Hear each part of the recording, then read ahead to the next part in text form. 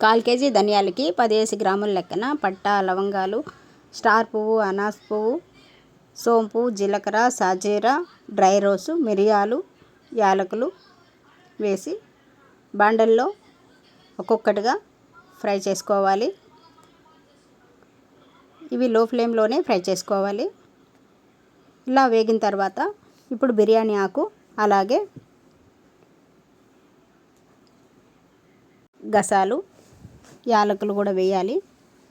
జీడిపప్పును కూడా కొద్దిగా వేసేసి బాగా ఫ్రై చేసుకున్న తర్వాత ఒక ప్లేట్ తీసుకొని బాగా చల్లార్చిన తర్వాత మిక్సీ కోసుకొని పొడి కొట్టుకోవాలి. పొడి కొట్టిన దాన్ని ఒక ప్లేట్లోకి మళ్ళీ చల్లారిన తర్వాత ఒక బాక్స్లో వేసుకుంటే హోమ్మేడ్ గరం మసాలా రెడీ అయినట్టు.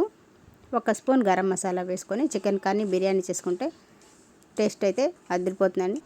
ఈ వీడియో మీకు నచ్చినట్లయితే లైక్ చేయండి, షేర్ చేయండి, సబ్స్క్రైబ్ చేయండి. Thanks for watching.